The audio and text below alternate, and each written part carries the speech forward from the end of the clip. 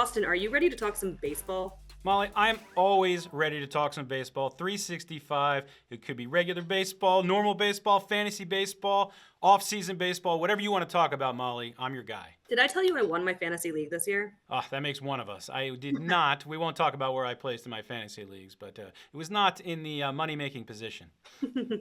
Not that there's any money involved in these. I would never do such things illegally. Never damage the integrity of baseball. We're in the middle of the LDS, ALDS, NLDS. Still some things left to be decided. But first, I want to talk to you about the recent RSN developments. Our colleague, Mike Mazzio, reported on it. You had three teams here. The Guardians, Brewers, Twins. There were some of those teams that were, call it left for dead by Diamond Sports. Diamond Sports said they don't want to be a part of them anymore. They can kind of make their own decisions. These three teams joining the Padres, joining the Diamondbacks and the Rockies under that MLB tent. They're going to handle the streaming, handle the local distribution for those games.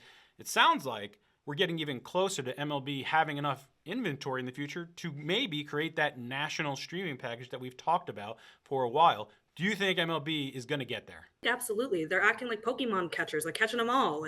My kids would love the Pokemon reference. Love it. They have enough teams now that they're getting close to it. And then there's still some teams that are up in the air. I'm curious what's going to happen with the Braves. They're the only team that Diamond has actively said they're trying to keep.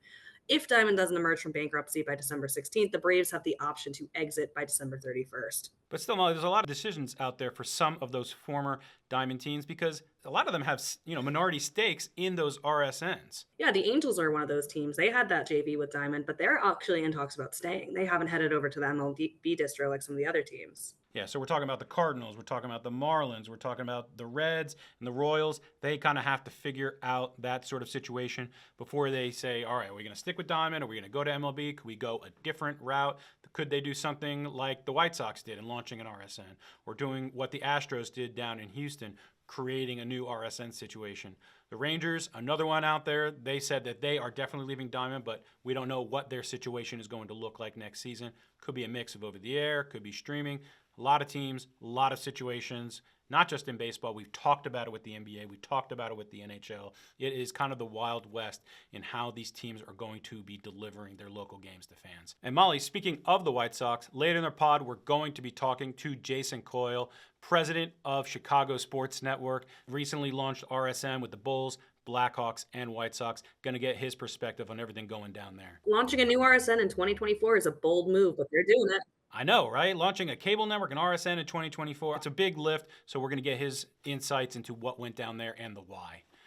But it's not just all local, Molly. Obviously, LDS, big national numbers during that first weekend on Fox, FS1, TBS, True TV. And I think a lot of it has to do with some of the teams you got. You got two New York teams. You got LA.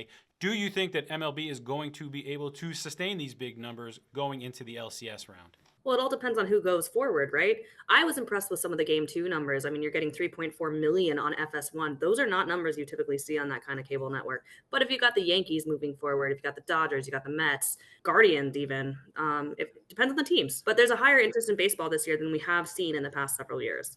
Molly, I totally agree. It's market dependent. The one thing I'm focusing on are the Yankees. If they can progress to the next round, make it out of the LDS into the LCS, that's a huge win for TNT Sports. They would get a big draw in the next round, and Fox would love, obviously, to have them in the World Series should that come to pass. Austin, I am also focusing on the Yankees, but for slightly different reasons. So off-season for me, Molly. I'm paying attention to Arizona Fall League, which Orioles players are going to be out there, which prospects do I need to pay attention to, what sort of trades, and what sort of free agent signings. That's what I'm paying attention to for Orioles right now. But it's not the only postseason going on. We got WNBA in the finals. We have the New York Liberty going to be playing against the Minnesota Lynx. It was a really great matchup there in the semifinals. The Aces not going to three-peat. Liberty finally took them down. Molly, this is your team going for their first title. Talk to me about it. I mean, Austin, catch me at Barclays tonight. Let's go Liberty. The Liberty are an original WNBA team founded in 1997. They are heading to the finals for the sixth time. They have never won. The Lynx haven't been to the finals since 2017 when they won. We're in a brand new era, brand new dynasty. They're going for a fifth WNBA title. I think you can already tell who I'm going for, but I do think the numbers will still be pretty good. We've got ESPN matchups, ABC. What do you think? Honestly, for the WNBA finals, the way that the matchups go, you have three games that, if it goes to 5 games, three, especially the first two, are going to be going up against NFL action. You know, you look at some of these sports out there, Molly, that have tried to get away from going up against the NFL, shifted their entire seasons. And I know the WNBA is a different animal just given when the college season ends. But the PGA Tour, IndyCar, so many of these sports have moved up the end of their season so they aren't getting deep into NFL action and losing audience numbers. I would love for the WNBA to try to figure out a way to avoid some of the competition against the NFL. You do have games 3 and 4 that are not going to be going up against the NFL. That's a Wednesday and a Friday night, so maybe you can get a better audience there. But Friday night for ESPN also has proven to be pretty big for college football. They've been drawing some really strong numbers there.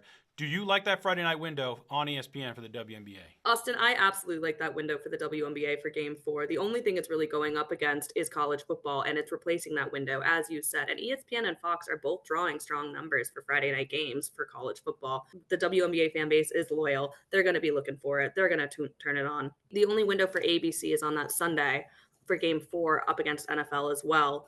But for those that want to watch the WNBA, they're turning that game on. They're not watching football anyways. That game up against the NFL, that Sunday window, that's our bet, Molly.